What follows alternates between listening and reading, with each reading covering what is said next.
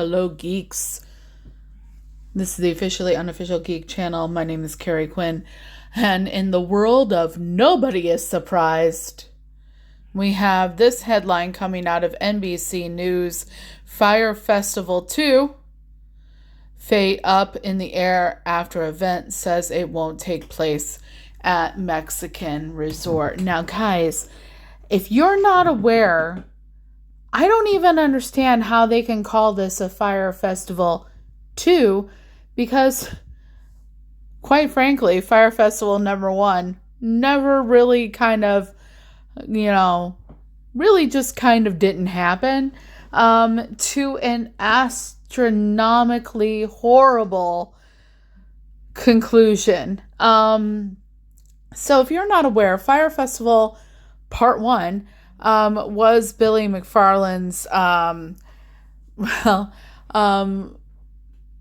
absolute catastrophe of epic proportions. And when you use the phrase absolute catastrophe of epic proportions, it seems kind of like an oxymoron, because catastrophe indicates that something was epic in of itself. And I have to say that I feel comfortable after consuming a number of, 2 full-length documentaries and a number of people's hot takes involving this issue on YouTube and other parts of social media, to say I'm completely fine with the idea of calling Fyre Festival number 1 a catastrophe. A catastrophe of epic proportions. Because if you are not aware, Fyre Festival number 1 was in fact that. If you were unaware, please, I would direct you to it being such a catastrophe that not 1, but 2 streaming giants had their own full-length documentaries talking about what happened. Okay, so let's try to nutshell this for y'all. So Billy McFarland, let's see here. Do we have a picture of him here in this article? Yeah, we do a little bit. Look, that's Billy right there. Woo! Good job, Billy. Alrighty. So Billy McFarland and Ja Rule, yes, Ja Rule, that Ja Rule, the, rapper, early 2000s rapper, yeah, he was heavily involved with it. He's not heavily involved with the new one, but he was heavily involved with the original Fyre Festival number 1 catastrophe on epic proportion. So Billy McFarland and Ja Rule and everyone that ended up working for Billy and Ja Rule,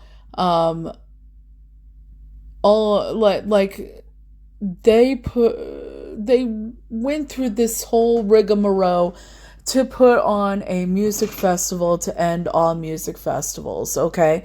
So like a new version of Lollapalooza, of Coachella, of Burning Man. And they wanted to do it they wanted it to be highly exclusive, very posh, very, have a je ne sais quoi that out-rivaled all of them to come before. And it was supposed to take place at one point on Pablo Escobar's island.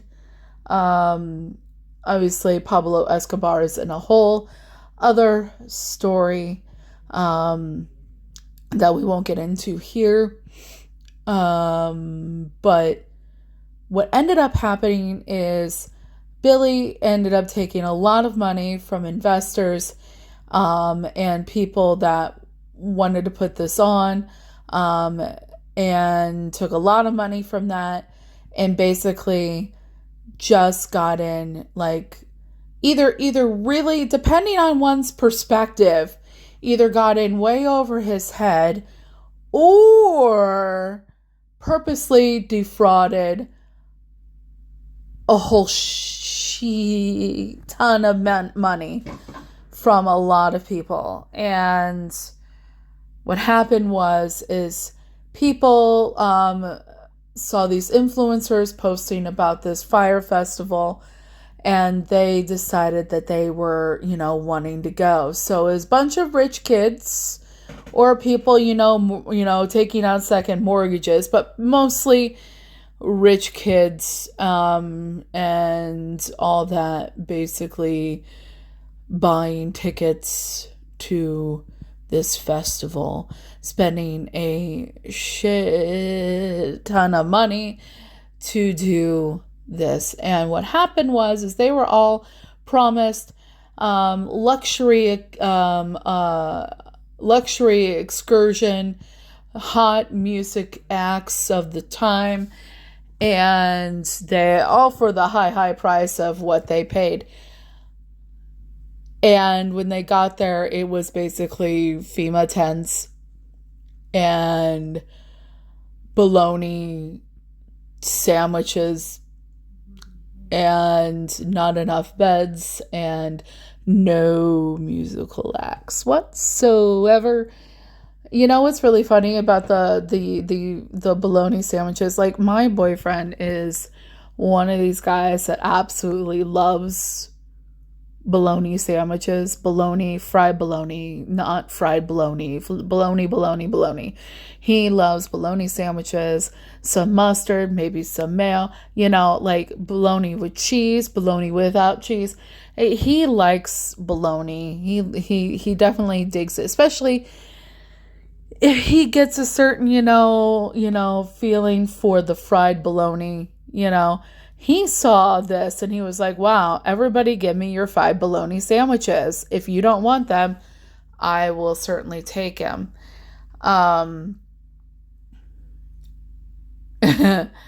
But yeah, no. So it was, seriously, check out either the documentary that's on Netflix or the documentary that is on Hulu.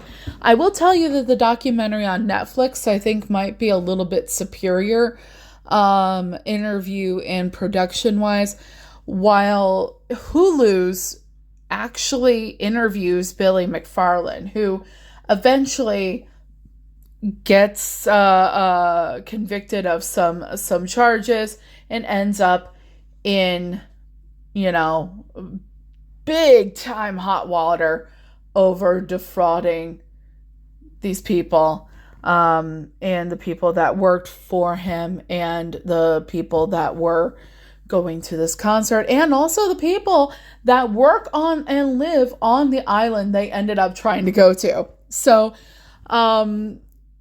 the Netflix documentary actually talks to, the Hulu documentary talks to people that worked for him on the island and otherwise, but also the Netflix documentary actually talks to a lot more people, I think, that have a lot more interesting stories. And when I say interesting, I feel like maybe they got way more screwed. Or if we don't want to assess judgment onto who got screwed the most, because really, everybody got screwed. So everybody got screwed, right? There's no, it's not one of those things where, like, I don't know if a lot of people really want to play the, I don't know if anyone really wants to win that prize. I got screwed the most by Billy McFarland. I don't think anyone wants to win. I'm checking watch. Now, I don't think anyone wants to win that title. Who got screwed the most? Who won? Like, who got screwed the most by Fyre Festival 1? I don't think anyone wants to really win that one. But see, here's the thing. This dude deals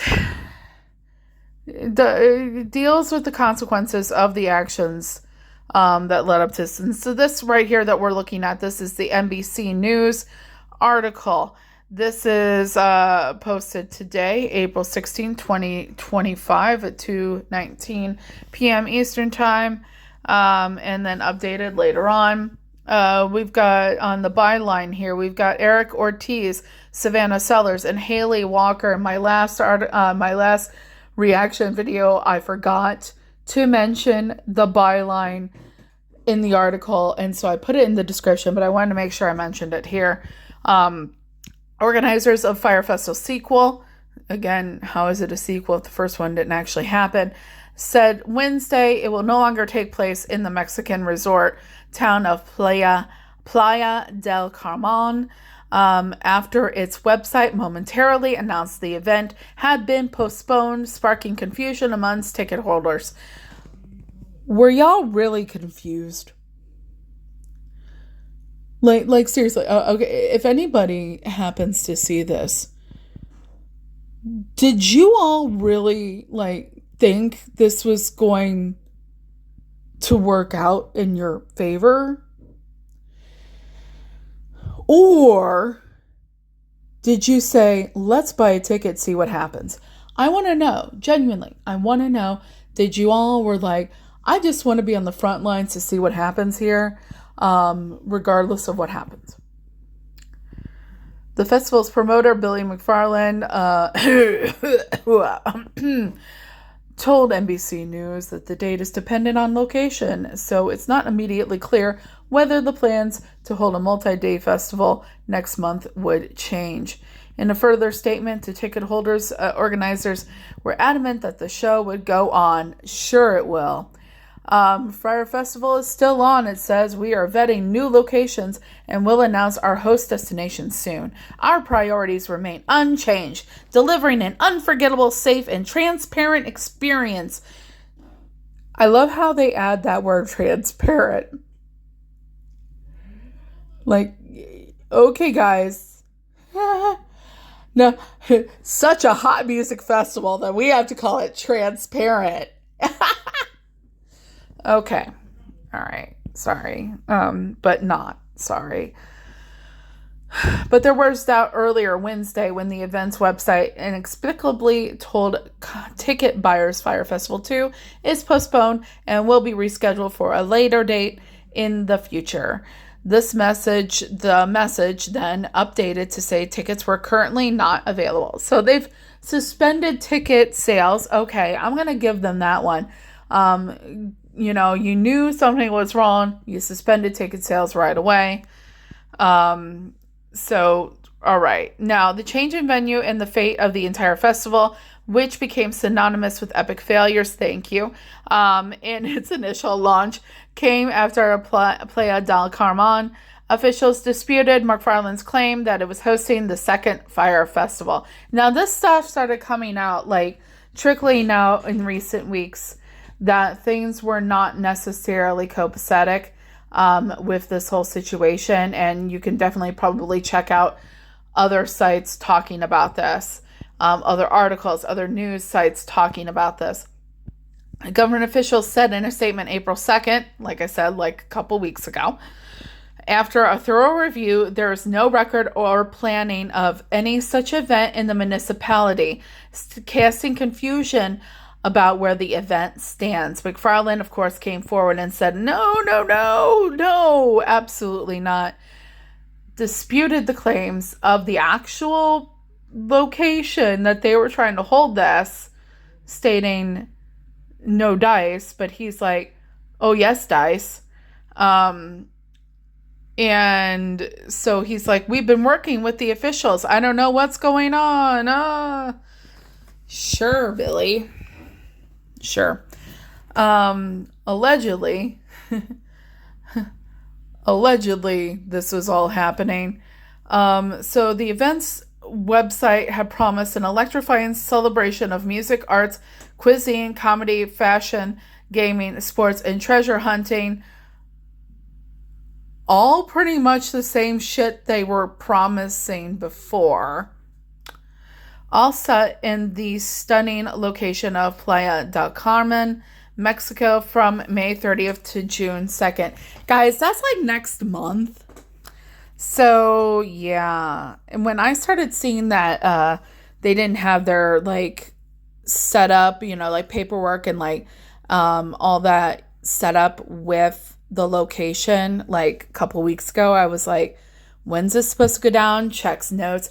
Oh, May 30th through June 2nd. Yeah, it ain't happening. That was my viewpoint, that it's not happening. Now we look at this, and everything, like I said, information started trickling in. But one document shared by McFarland indicated that the event at the Martina Beach Club would have approximately 250 people during a 12-hour period, a far cry from the 1,800 guests it had planned for. Meanwhile, organizers, are they going to get into it? Like, it was a plan for a 250-person listening party. So it wasn't even really a concert. Okay, but let's go on. Okay. Meanwhile, organizers, allegedly, it was, the paperwork was for a listening party. This is all allegedly, despite the fact that we have to say that they've actually said we're postponing at this point. Organizers hadn't yet announced a lineup of performers or celebrities who would be involved. Wow. So, like, even like a couple weeks ago, I feel like allegedly this dude saw Wayne's World 2, right? Okay, I'm going to show my age here, probably. I feel like this dude saw Wayne's World 2 and saw Wayne trying to put on Wayne stock, and how he was, like, really close to the time when they were supposed to, like, put on the concert, and, like, none of the bands had booked, and he was afraid none of the bands were going to show. And, like, he kept on having these dreams, right? Where Jim Morrison so Jim Morrison would come to him and tell him, don't worry, if you book them, they will come. Maybe Jim Morrison came in a dream to Billy McFarland and told him, if you book them, they will come. Allegedly. No, it's not even allegedly. I'm just joking, guys. Like, nobody actually said that he watched Wayne's World 2 and thought he could do something like Wayne stock. Is this Billy stock? Billy stock. Yeah, that don't sound... I understand why he picked Fyre Festival now. Or McFarland stock. That sounds like a town, like the name of a town in a Hallmark movie. Comment below if you think McFarland stock sounds like the town of in a Hallmark movie, a Hallmark Christmas movie. Like, you know the ones, right? You know what I'm talking about. McFarland stock. Come this Christmas season. Susan, the ball-breaking boss babe CEO, comes back home to McFarland stock and falls in love with a lumberjack that runs a Christmas tree farm. Yeah, it could totally work. Okay. My favorite position is CEO. True dat. You can't make this stuff up. The statement said, when a government takes your money, issues permits, promotes the event, then pretends they never heard of you. That's not just dishonest, it's theft. Due to this, we have decided to move Fyre Festival to elsewhere. You should know.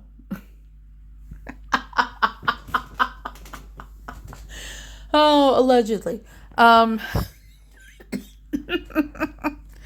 You should know. Playa del Carmen officials couldn't immediately be rich for comment. Organizers have been under scrutiny since McFarland announced in September that he was attempting a comeback with another Fyre Festival at a privately owned island off of Mexico. Like, really? Really, dude? McFarland told NBC News in February that he had secured festival operators, hotel partners, concierge groups, and ticket companies for the location on Isla Mujeres off Cancun. I am so sorry if I mispronounced that. I apologize. While he acknowledged there's a risk to people who buy tickets this time around, he said, "What makes Fyre so cool is that we are selling the experience of Fyre." You're selling the experience of Fyre. Okay. All right, dude. Whew.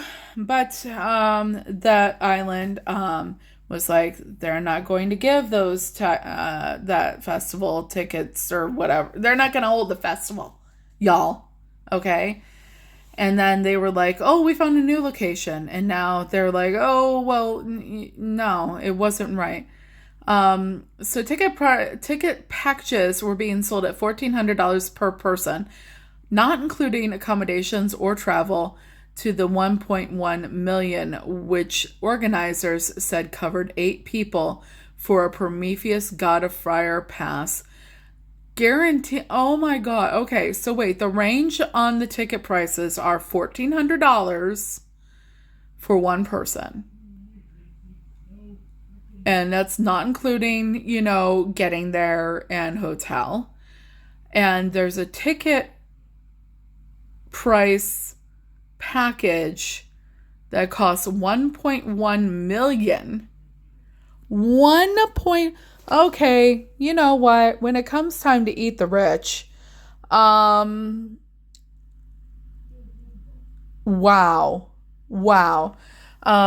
Which organizers said covered 8 people for a Prometheus God of Fire pass, guaranteeing complimentary accommodations and private air charter. Really, soldout.com, which had partnered with ticket sales, told NBC News that it stands firmly behind our 100% money back guarantee. Given the recent changes to the date and venue of Fyre Festival 2, all customers who purchase tickets directly through our platform are eligible for a full refund. Thank God. Festival organizers also told ticket holders Wednesday they would issue refunds given the change in location. Social media influencers, yeah, so I talked about that. What happened the first time? There's Billy McFarland stock.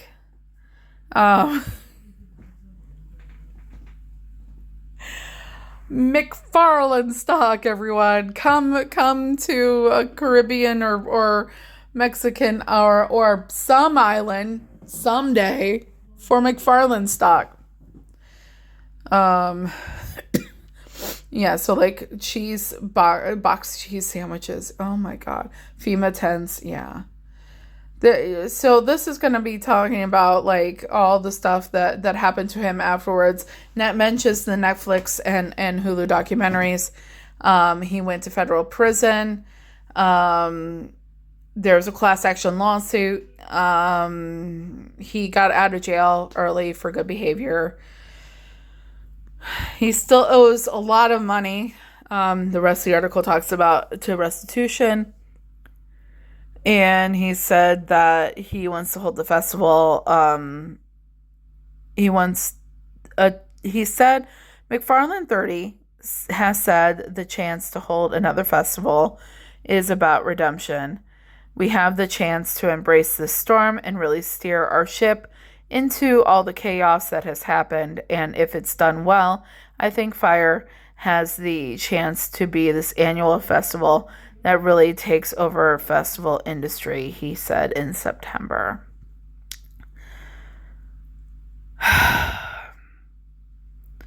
He added that he had hired festival production company. Oh, okay. Alrighty. I mean, kudos there. to handle the idea of bathrooms and stuff. See, the thing is when he talks about that he added that he hired a festival production team to handle the stages and the bathrooms and all the stuff that I clearly don't know how to do. You know, there's something to be said about self-awareness. Isn't there? Yeah, but like I said, in the world of nobody is surprised that has been keeping up in the news, Fyre Festival has been postponed. Fyre Festival 2 has been postponed. This is the NBC News article on that. Obviously, like I said, written by buyline Erik Ortiz, Savannah Sellers, and Hayley Walker. Thanks a bunch, guys. Until next time, this is the officially unofficial geek channel. My name is Carrie Quinn. And until next time, try not to be catastrophic and epically catastrophic at the same time. Just try to be epic. That's a lot better. And you get in less trouble that way. Until next time, I'll be seeing ya. Bye.